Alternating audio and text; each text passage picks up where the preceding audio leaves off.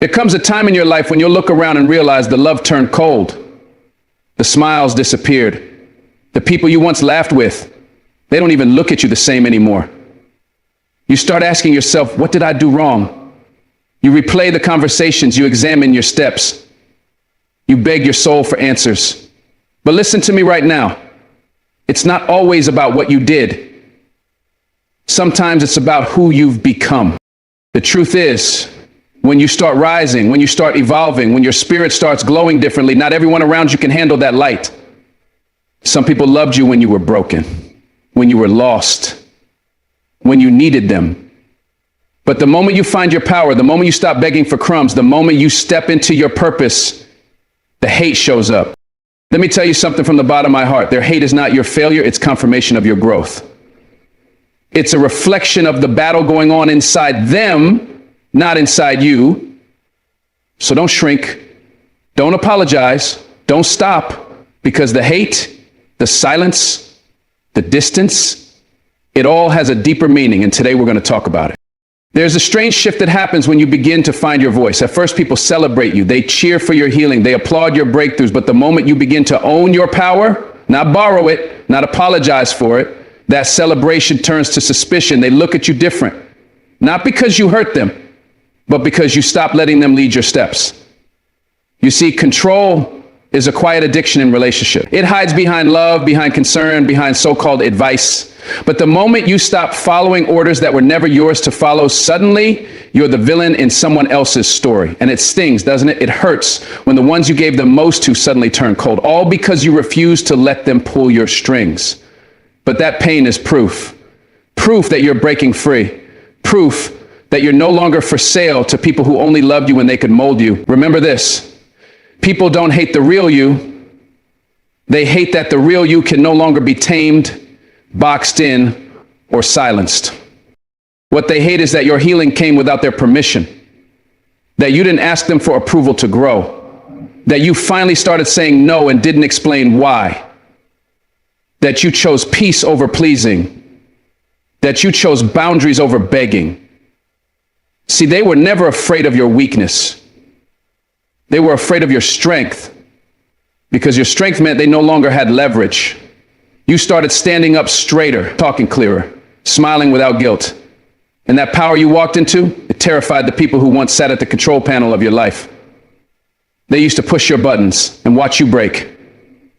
Now you're walking away without turning back. And to them, that feels like betrayal. But you didn't betray them. You rescued yourself. You reclaimed what they had no right to hold. You not being selfish, you're being free. And freedom always exposes who was really for you and who was just enjoying the ride. It was never about love. It was about access. The more access they had to your emotions, the more they felt validated. The more they could manipulate your moods, the more powerful they felt. But now you've put a lock on that access. Now you don't answer every message. You don't engage in every argument. You don't rush to fix things that weren't your fault. And that shift, that's what they hate. They don't miss you. They miss the control they had over you. The control to make you feel small when they needed to feel big. The control to guilt you into silence. But now you're quiet for a different reason. Not because you're scared, but because you're centered. You don't react like you used to. You don't chase. You don't explain yourself to people committed to misunderstanding you. And their silence is loud to them. It screams that their grip on you is gone. And for people who depend on control, that silence is unbearable. They'll call you difficult. They'll say you've changed. They'll claim you forgot where you came from. But the truth is, you remembered who you were before they taught you to be small. You remembered that your worth isn't tied to their validation. You remembered that peace isn't something you have to earn through suffering. You didn't change to hurt them. You changed to heal you. And the people who truly love you, they'll clap for that healing, even if it means they get less of you. But the ones who are only there for what they could extract, they'll resent the new you, because the new you has boundaries. The new you won't be manipulated with tears, won't be swayed by guilt, won't be led by fear.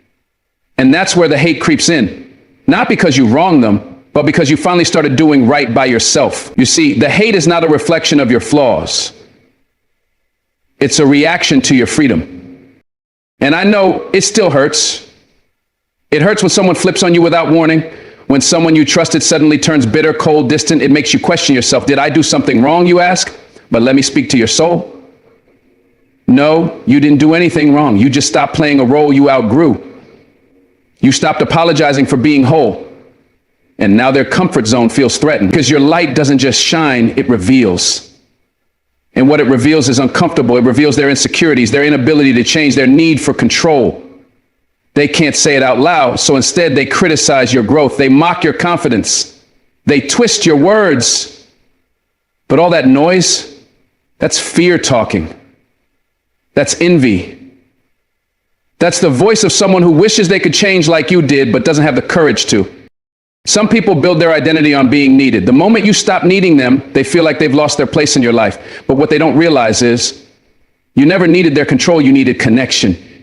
Genuine, loving, respectful connection. But if connection only came with strings attached, that wasn't love. That was a leash. And now you've cut the leash. You're walking in purpose. You're waking up with clarity. You're smiling without asking for permission. And they can't handle that because they no longer have the power to dim your light. Your self-worth is no longer tied to their praise. Your identity is no longer shaped by their opinions. And that level of independence scares the ones who only felt powerful when you felt powerless. Don't let that scare you back into submission. Stand firm. Walk bold. You owe no one an apology for finally valuing yourself. What they call attitudes, what they label as cold, what they whisper about as change. That's just their way of processing the fact that you're no longer under their thumb. They can't predict you. They can't manipulate you. They can't guilt trip you into places you've outgrown. You've become emotionally unavailable to chaos. And to those who fed off your weakness, that's a threat. They hate that your healing has become louder than your pain, that your peace speaks louder than your panic, that your decisions are no longer based on fear, but on purpose. And when people can no longer control the version of you that kept them comfortable, they'll try to control the narrative about you instead. Don't fall for it. Don't argue with it. Keep walking. Because your consistency will speak louder than their gossip. Your integrity will outlive their bitterness. And your peace, that's your proof that you made the right decision. Sometimes the hate is just a mask, a cover-up for disappointment. They're not really mad at you. They're mad that they couldn't keep you small. They're mad that they didn't finish the story. They're mad that you became something they never expected, that you found strength in places they thought would break you. You see, when someone builds their confidence off your insecurity, your healing becomes a threat to their survival. They don't know who they are without you needing them. So they lash out, they create distance, they throw shade, but don't take it personal. It's not your job to stay broken so someone else can feel whole. Your light is not too bright. They've just been sitting in the dark too long. And if your glow disturbs their shadows, let it. Don't dim yourself. Don't shrink. Keep rising. Because your life is not meant to be lived under the weight of someone else's comfort. And finally, remember this. There will always be people who resent the moment you stop being their puppet. But that resentment is not your responsibility. Your growth was not an act of rebellion. It was a rescue mission. You went back for the pieces of yourself you buried to keep the peace. You picked up the dreams you laid down so others could sleep at night. And now that you found your voice, your power, your path, they call it betrayal. But deep down, they know what it really is. It's liberation. It's you walking into a season where your joy isn't tied to anyone's leash, where your identity isn't on auction for approval, where your peace isn't negotiable. That's not betrayal. That's becoming. So let them hate, let them talk, let them watch. Because the version of you that no longer bows to control, that version is unstoppable. And that's the version the world needs now. Your growth is a mirror, and not everyone likes what they see in it. When you evolve, you force people to see their own lack of motion. You don't even have to say anything. Your silence, your discipline, your elevation, it speaks volumes. It exposes what they've been ignoring in themselves. You start showing up early. You start setting boundaries. You start turning your pain into power. And instead of being inspired, they feel threatened. Not because you're hurting them, but because you're changing and they're not. That gap between who they are and who you've become makes them uncomfortable. And instead of doing the inner work, they project their frustrations onto you. They say, you're acting brand new. They say you think you're better. But it's not pride driving you, it's purpose. You didn't grow to show off, you grew to survive. You outgrew the version of you that was always available, always shrinking, always apologizing. And that shift doesn't sit well with those who are still sitting in the same place, making the same excuses, recycling the same patterns. Your progress doesn't need to be loud, but to them, it's deafening. You started choosing your peace over their approval. You stopped entertaining the drama. You stopped letting fear decide your future. And suddenly, people who never clapped for you before have a lot to say. They watch your every move, not because they're inspired, but because they're confused. Confused at how someone with the same struggles, the same pain, the same background, broke the cycle while they stayed stuck in it. See, your growth didn't come with fanfare. It came with isolation, with late nights, with self-doubt, with sacrifice. And now that you're rising, they want to act like it was easy. They want to discredit the tears they never saw, the work they never understood. And deep down, it stings them. Because every win you get reminds them of the effort they didn't make. It reminds them of the potential they ignored. That's not your fault.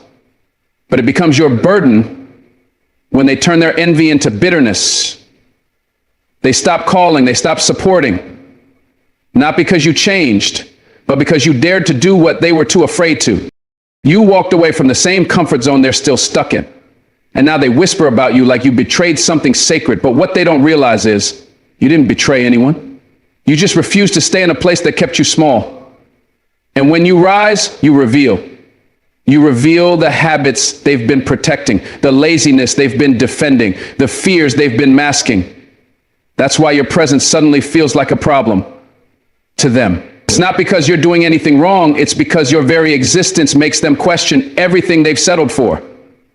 And that questioning, that discomfort, that's what turns love into resentment. They want the old you, the one who never challenged them, the one who played it safe, the one who stayed silent so others could feel loud. But you're not that person anymore. You've evolved. You've stretched. You've healed. And healing is loud, even in silence. Your peace carries a power they don't know how to match. And instead of rising with you, they'd rather tear you down. Because it's easier to criticize your growth than confront their own stagnation. They don't hate your success. They hate what your success says about their failure to move. Your discipline exposes their procrastination. Your healing highlights their avoidance. Your glow reminds them of the light they dimmed in themselves a long time ago. And instead of saying, teach me, they say, you think you're better. They twist the story to fit their comfort. Because if they can label you as arrogant, they don't have to look inward. If they can call you distant, they don't have to admit you outgrew the conversations that went nowhere. If they can say you've changed, they don't have to deal with the fact that they haven't. And yes, it hurts. It hurts when the people you love can't celebrate the best version of you. It hurts when they'd rather sit in judgment than cheer you on. But that pain, it's the cost of evolution. Not everyone is meant to grow with you. Some people were only assigned to the chapter you've already closed. And when you outgrow the environment that shaped your wounds, you also outgrow the people who learn to love you in brokenness. Sometimes they don't want you to grow, not because they're evil, but because your growth leaves them behind. They got comfortable with you being predictable, with you being available, with you being stuck. And now that you're moving different, they feel abandoned, they feel rejected, but they never ask why you had to grow.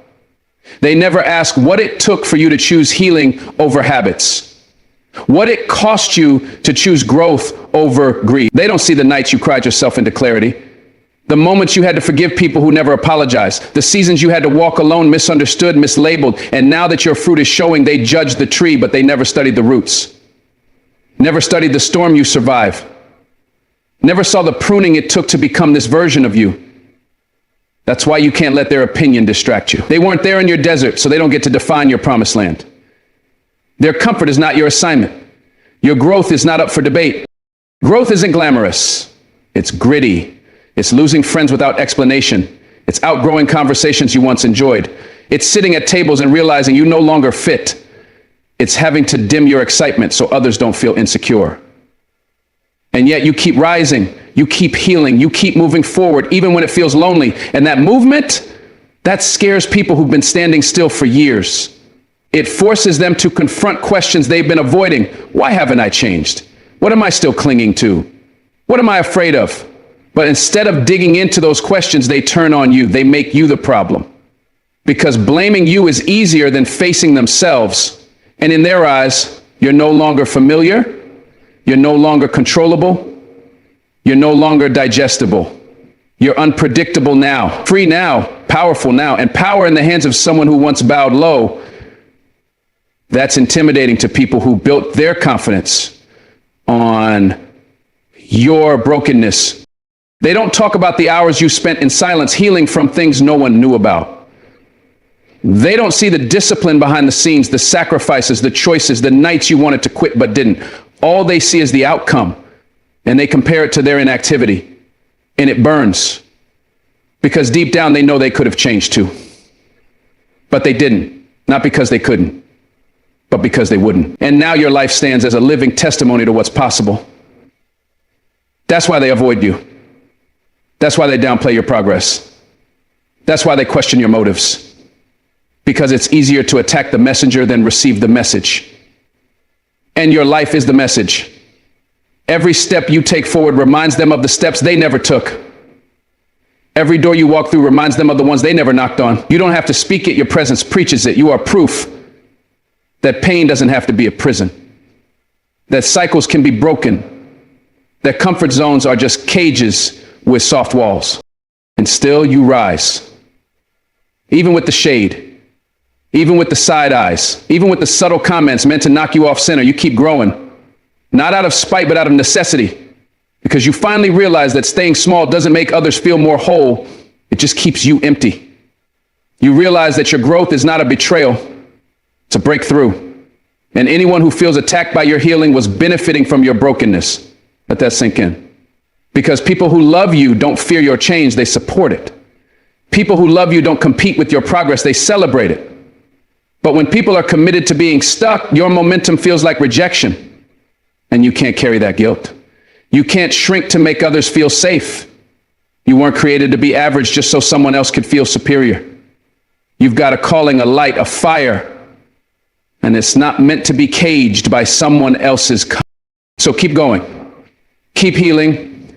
Keep choosing the hard path, even when it's lonely. Because your growth will offend people who chose stagnation. And that's okay. You weren't born to fit in with the ones who fear movement. You were born to break patterns, to shift atmospheres, to rise where others sink. And yes, they'll talk. They'll criticize. They'll distance themselves. But don't mistake that distance as a sign you're doing wrong. That distance is confirmation you're doing what they couldn't. You're doing the work. You're climbing the mountain they said was impossible. And every step up, you're becoming a better version of yourself.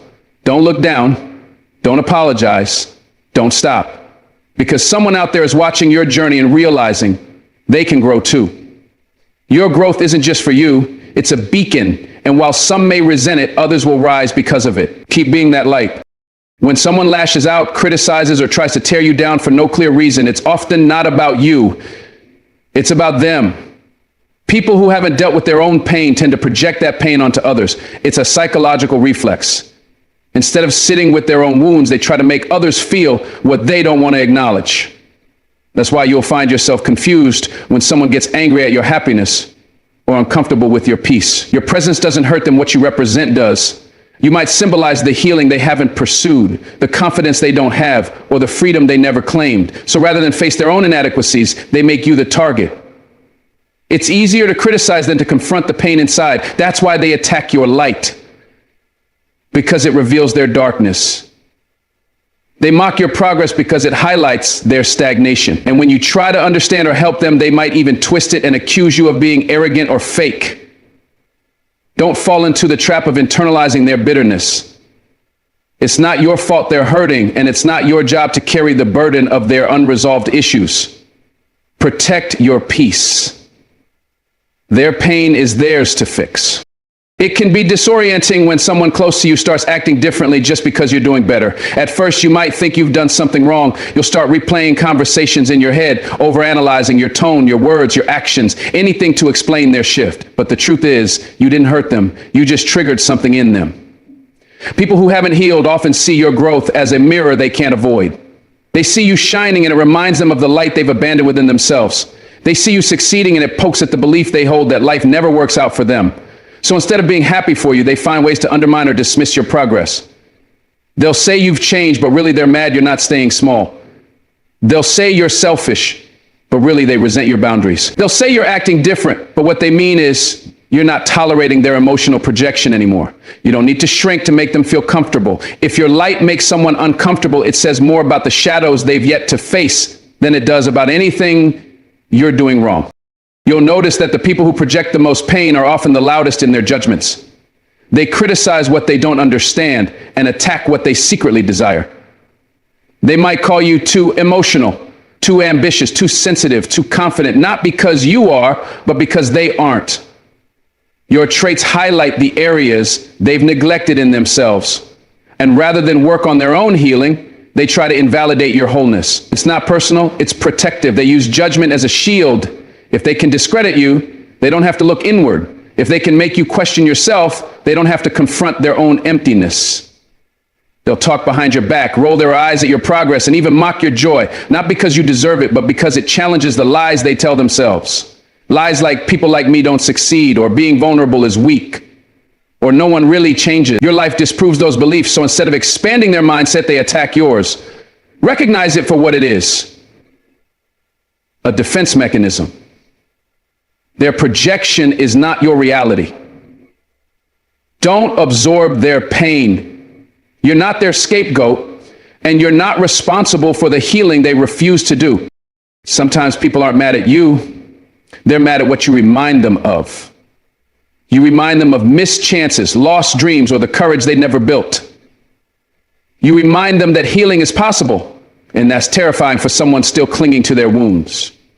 Your confidence triggers their insecurity. Your peace disrupts their chaos. And they won't say it outright, but their actions will reveal it. They'll go quiet when you share your wins.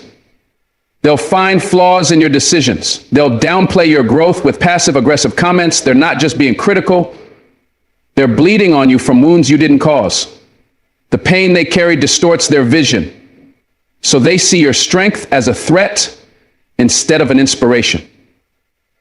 They see your boundaries as rejection instead of self-respect. They twist your intentions to fit the narrative that everyone is against them. And the more you shine, the more they feel the weight of their own self-abandonment. But you can't save someone who's committed to misunderstanding you. You can love them, but you don't have to let their pain seep into your spirit. Your job isn't to dim your light. It's to keep shining, even if they refuse to see it clearly. Projection often wears the mask of advice, concern, or even love. People will tell you they're just looking out for you while projecting their fears onto your choices. They'll say things like, "Are you sure that's a good idea?" Not because they know better, but because they're afraid to take the same risks. They'll discourage you from trying something new, not because it's impossible, but because they never had the courage to do it themselves. They'll warn you not to trust people because they were once betrayed. They'll tell you not to aim too high because they settled. And if you're not careful, you'll start internalizing their limitations. You'll confuse their fear for wisdom. You'll start shrinking to fit into their comfort zone. But what you have to remember is that someone else's pain is not your compass. Their fear is not your forecast. They might mean well, but unresolved trauma twists perception. Don't let their broken lens become your worldview. You are allowed to outgrow their mindset. You are allowed to dream beyond their fears. You are allowed to live a life they never imagined.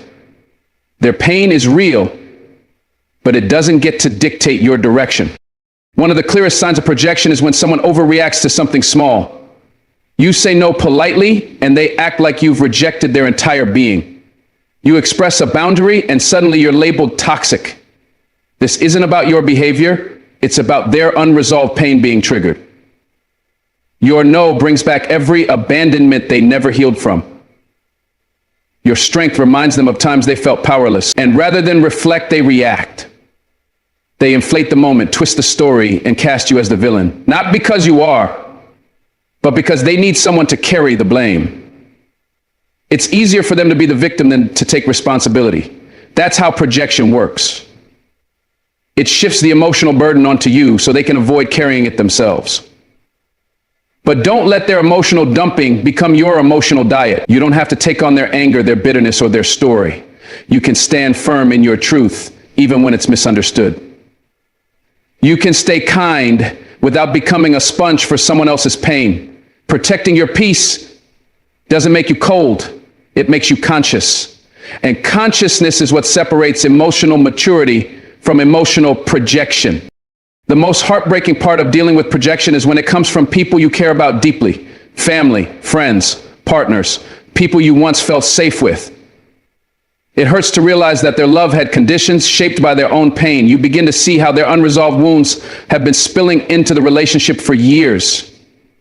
Maybe your achievements made them feel inadequate. Maybe your healing highlighted their pain. Maybe your boundaries disrupted the dynamic they depended on. And as painful as it is, it's also clarifying. You start to see that their reactions weren't personal. They were patterns.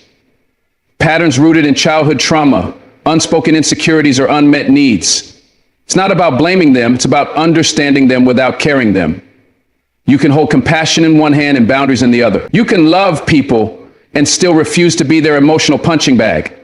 Because love without accountability becomes a cycle of harm. And the most loving thing you can do for both of you is to stop participating in the projection. Let them deal with their own shadows. Your light isn't the problem. It's the invitation they keep refusing to accept. Eventually, you'll learn to see projection not as an insult, but as information. It tells you more about where someone is emotionally than where you've gone wrong. It reveals their inner battles, their unresolved pain, their unspoken fears. And once you stop taking it personally, you gain power. You stop reacting and start observing. You recognize when someone's tone shifts, not because you've done something, but because they've been triggered by their own story. You begin to understand that their criticism is often just a reflection of their self-judgment. Their coldness is a shield for vulnerability. Their anger is unprocessed grief. And when you see it for what it is, you no longer get pulled into their emotional chaos. You can choose peace over participation. You can set boundaries without guilt.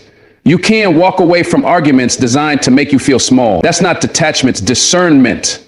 You're not abandoning them, you're choosing not to abandon yourself. Projection loses its power when you no longer play the part they've written for you. And in that clarity, you find freedom. At the end of it all, remember that someone else's pain, when projected, can feel loud, but it doesn't define your truth. Their hurtful words, passive aggression, or cold demeanor are all signs of inner turmoil they haven't faced. Don't let their pain shape your identity. You are not what their wounds say you are. You are not too much, too proud, too selfish, too soft.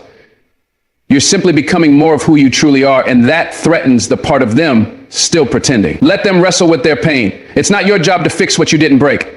You can hold space for understanding without holding their emotional weight. You're allowed to walk in joy while others stumble through sorrow. And you're allowed to love yourself enough to not absorb the damage they deflect. Projection only lands when you make room for it. Choose instead to be grounded in your truth, centered in your healing, and secure in your identity. You'll see their pain, but you won't become it. That's growth. That's freedom. That's power. When you walk into a room and people straighten up, shift their tone, or suddenly become aware of their actions, that's not by accident. Your presence demands accountability. It's not about being loud or dominant, but about carrying yourself in a way that reminds people of their own values, responsibilities, and intentions. Some individuals are so aligned with integrity, clarity, and self-discipline that just being around them becomes a mirror. When your actions are consistent with your words, when you stand firm in your truth and move with purpose, you force people to either rise to that standard or retreat. It's not always comfortable, and it's not always welcomed. In fact, it can often trigger resistance or avoidance. That's because people who are hiding from responsibility don't like to be reminded of what they're avoiding.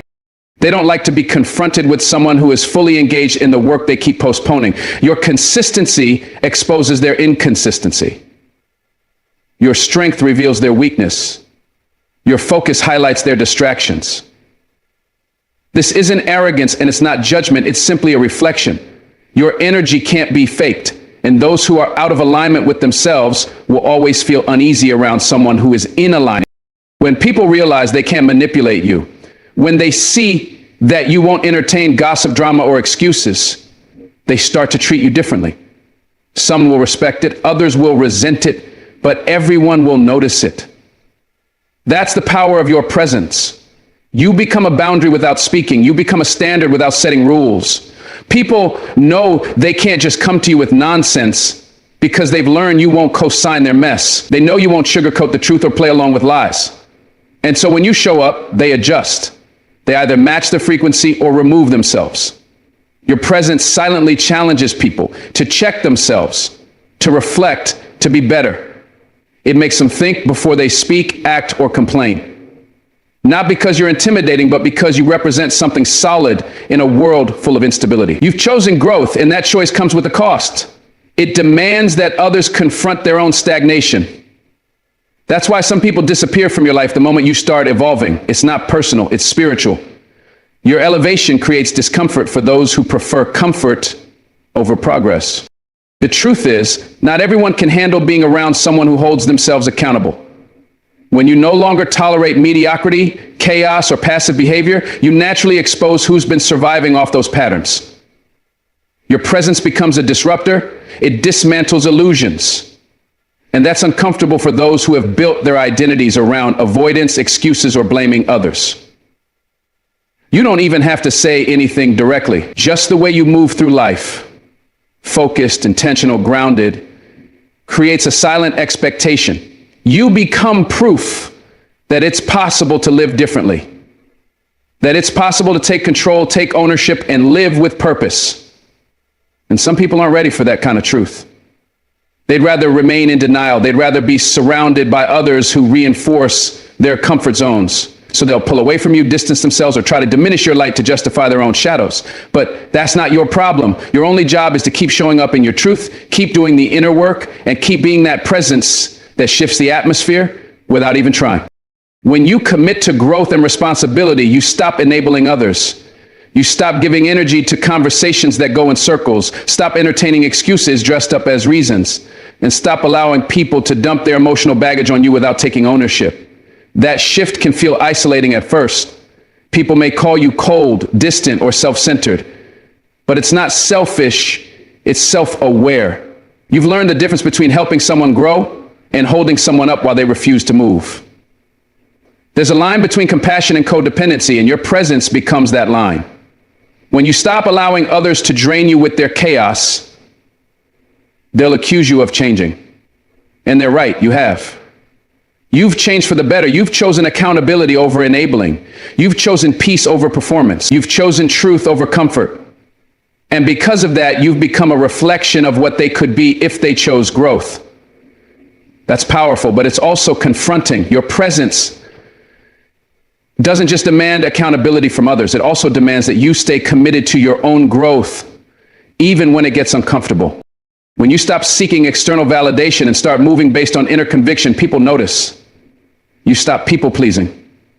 You stop shrinking to make others feel comfortable. You stop waiting for permission to be yourself. That kind of self-possession shifts dynamics instantly. People who used to control you with guilt or fear lose their grip. People who relied on your silence to maintain dysfunction start to feel exposed. Your presence becomes a wake-up call, not because you're trying to prove anything, but because you've reclaimed your power, and power that's been reclaimed, especially by someone who used to give it away freely, disrupts every room it enters. Your energy becomes a mirror, and not everyone likes what they see. But the beauty of owning your presence is that you no longer shrink in response to that discomfort. You've done the work. You know your worth. And you carry yourself like someone who refuses to go back to who they used to be just to keep others comfortable. That alone is enough to shift energy, shift conversations, and shift relationships. Without ever raising your voice, the way you carry yourself, the boundaries you uphold, the energy you walk in, it all speaks louder than words. People learn how to treat you based on what you tolerate. When your presence is rooted in self-respect, others have no choice but to respond accordingly. You stop explaining yourself. You stop defending your decisions. You stop over-explaining your no. Instead, you move with clarity and conviction, and that alone draws a line. Those who thrive in confusion or manipulation will find it hard to operate around you. Your presence demands that people be clear, direct, and honest. It demands that they take responsibility for their words and actions. You become someone who doesn't entertain half-truths, passive aggression, or emotional games. And that can be intimidating, but it's also liberating. Because the more you stand in that presence, the more aligned your life becomes. The people who remain in your circle are those who value honesty, growth, and maturity. The ones who walk away were never meant to grow with you. Your presence filtered them out. There's something powerful about walking into a space and instantly setting a tone without needing to say a word. It comes from having done the inner work, from facing your own demons, and from choosing healing over hiding. That kind of presence carries weight. It speaks of discipline, resilience, and emotional intelligence. People can feel it. They may not always be able to articulate what it is, but they recognize that you're not someone they can manipulate, distract, or derail. You listen differently, you respond differently, you hold space, but you don't lose yourself doing it. That makes you rare. It also makes you a target for projection.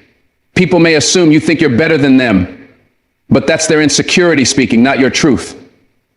Your presence doesn't come from superiority, it comes from self-mastery. And in a world where many avoid that journey, your existence alone is disruptive. You walk with clarity in a culture of confusion. You move with integrity in spaces filled with facades. And just by showing up, you challenge others to examine their own path. As you continue to evolve, your energy becomes more refined. You begin to recognize when someone is operating from truth versus ego. You sense when a room shifts into alignment or chaos. Your presence becomes intuitive. You read between the lines, hear what's not being said, and respond from a place of inner peace rather than emotional reactivity. That ability doesn't just happen. It's earned through self-awareness and intentional living, and people feel it. They may not always thank you for it, but they'll remember how they felt in your presence. Some will feel seen. Others will feel exposed. Either way, you'll leave an imprint, because true presence doesn't just fill space. It changes it. It heals, corrects, awakens. It doesn't seek attention. It commands respect through authenticity. And as you walk in that, you begin to realize that accountability isn't just something you ask from others. It's something you embody. Your life becomes the evidence. Your choices become the message. And your presence becomes the permission for others to rise higher, or the conviction that pushes them to finally face themselves. When you walk in your truth consistently, you shift from needing to explain yourself to simply being yourself. That's where your true power lies. It's not in controlling others. It's not in forcing change. It's in being so anchored in your own values that others have no choice but to reevaluate theirs. You become an invitation for growth and a warning against complacency. Not everyone will appreciate that. Some will resist. Some will fall off. But the ones who stay, the ones who grow with you, are the ones who are also ready to be held accountable just like you. That's where real relationships thrive. Not in comfort, but in truth. Not in pretense, but in presence. And as you keep showing up with integrity, grace, and boldness, the world around you begins to shift. Not because your presence left it no choice. Sometimes we don't understand why certain people suddenly walk out of our lives, why relationships we valued begin to break down, or why the connections we thought would last forever start to crumble. In those moments, it can feel like betrayal, abandonment, or even punishment. But often what we perceive as loss is actually divine protection. God sees what we cannot see. He knows the conversations that happen behind closed doors, the thoughts people hide behind smiles, and the intentions wrapped in seemingly good behavior. When he removes someone from your life, it's not always because you did something wrong. It's because he sees what you don't. He sees their heart. He sees their future actions. And most importantly, he sees how their presence could derail the purpose he has planned for you. So instead of forcing doors back open that God has intentionally shut, sometimes the strongest thing you can do is trust that the separation is a setup for your protection. What breaks your heart today might be the very thing that saves your future. Sometimes the relationship that felt right was only right for the version of you that wasn't fully healed. fully awakened, or fully aligned with your destiny. People are placed in our lives for different reasons, and some are only meant to walk with us for a season. But when that season ends, we often try to hold on out of fear, comfort, or emotional attachment. God, however, is not concerned with our comfort. He's committed to our calling. He knows that certain individuals, while they may have played a role in your growth, can also become the weight that holds you back. Maybe they distract you with constant drama. Maybe they feed your insecurities rather than your spirit. Maybe they silently envy you and are secretly praying for your downfall. Whatever the case, when God removes them, it's not to punish them or you, it's to elevate you. He's clearing space for the people who will truly support, nurture, and honor your growth. But we often delay our blessings because we're too busy mourning what God already ended. We pray for peace, but refuse to let go of what disturbs it. We ask for purpose, then resist the pruning process required to walk in it. God's protection isn't always gentle, but it's always good. There are moments when God removes people not because they were inherently bad, but because they've simply reached the limit of their assignment in your life. You outgrew the conversations. You stopped relating to their mindset. You started healing in ways that made them uncomfortable. And rather than staying connected to someone who no longer aligns with your journey, God gently, or sometimes forcefully, creates distance. You may not understand it immediately. You may even question God's timing or judgment. But with time, you begin to see that every removal was also a release from confusion, a release from emotional entanglement, a release from being stuck in cycles that no longer served your higher purpose. God doesn't just subtract to hurt you. He subtracts to make room. And sometimes that means removing people you thought you couldn't live without, only to show you that they were blocking the very breakthrough you've been praying for. You'll look back months or years later and realize you were being protected the entire time. That unanswered text, that unexpected betrayal, that person who ghosted you, it wasn't rejection. It was redirection. There's divine wisdom in God's timing, even when we don't recognize it. We might pray for clarity, for strength, for transformation, and then become shocked when people start disappearing. But that's how God works. He answers prayers not just through blessings, but through boundaries. He knows that some people only stayed close to you because they benefited from your brokenness. When you start healing, you start threatening the very foundation that relationship was built on. When you gain clarity, you stop being so easily manipulated. And when you embrace self-worth, you stop tolerating behavior that once felt normal. So God steps in. He closes the door before you even realize it needed to be shut. He silences the noise so you can finally hear your own voice. And while it may sting, it also sets you free. You don't have to beg anyone to stay where God has clearly told them to leave.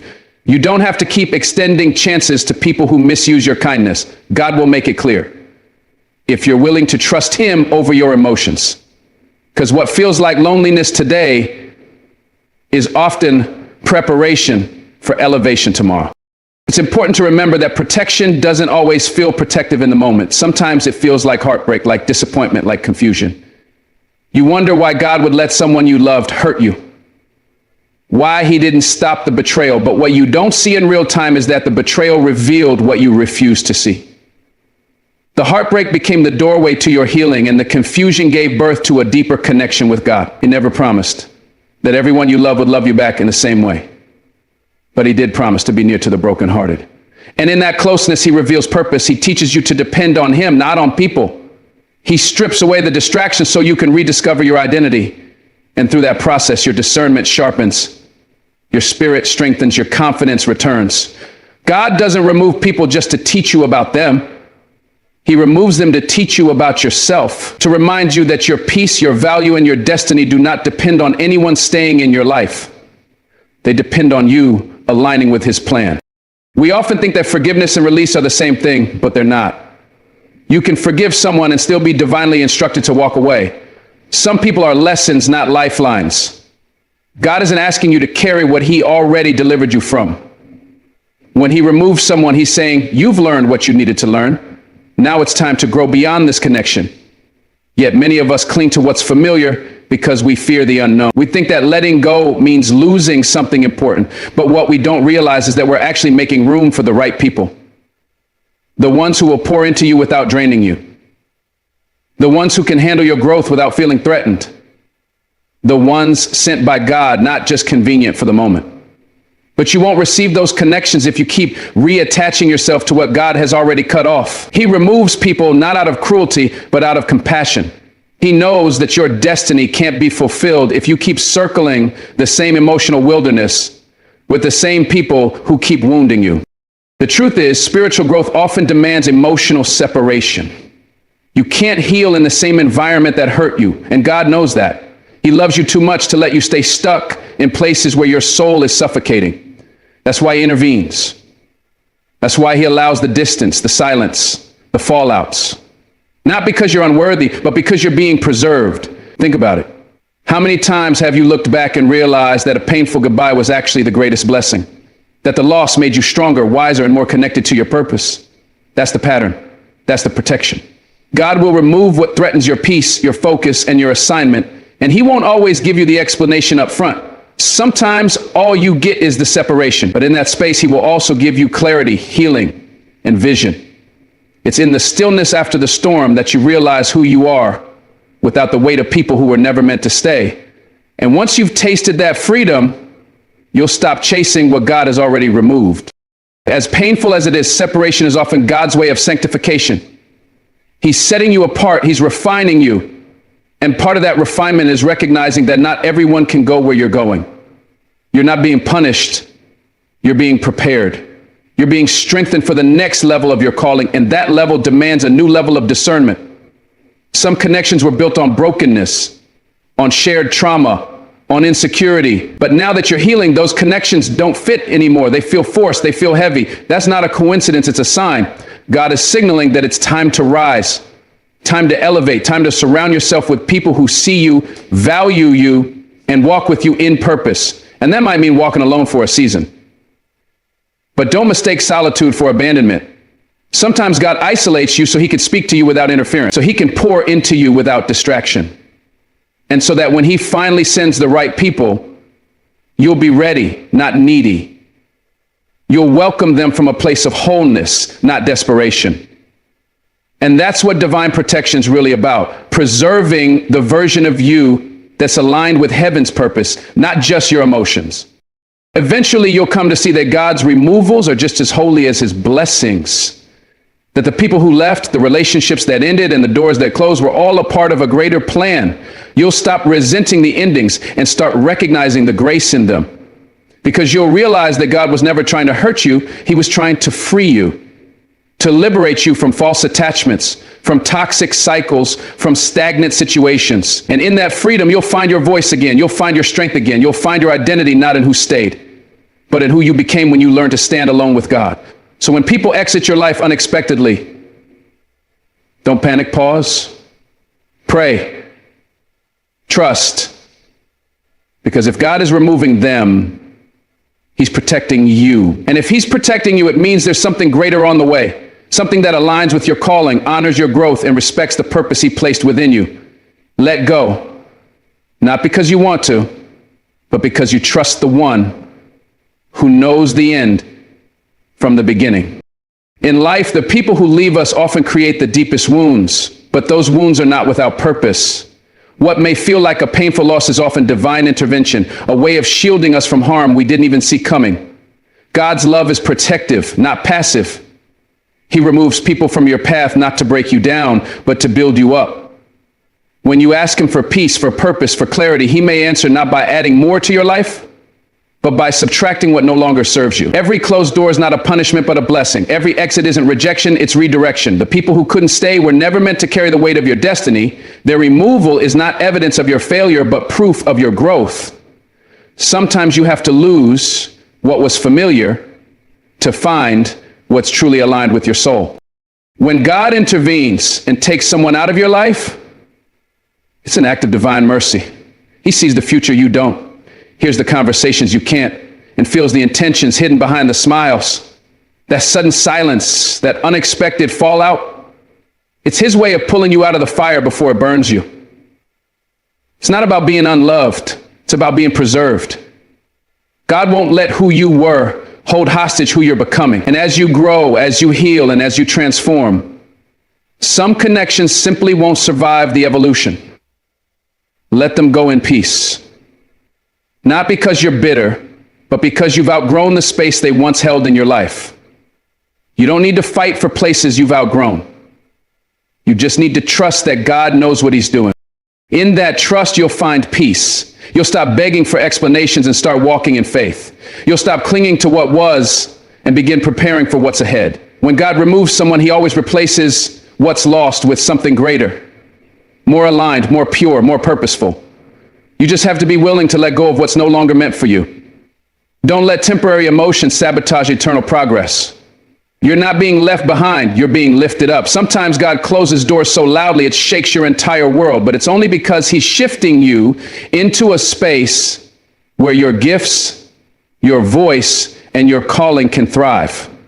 So take heart in the separation. Rest in the knowing that God is not done with you. He's simply removing distractions so that you can see clearly, walk boldly, and rise fully into who you were created to be. It's not the end of something beautiful. It's the beginning of something divine. Keep trusting, keep healing, and keep moving forward. Thank you for listening. May you walk in peace, guided by faith and protected by grace. Hallelujah. God bless you.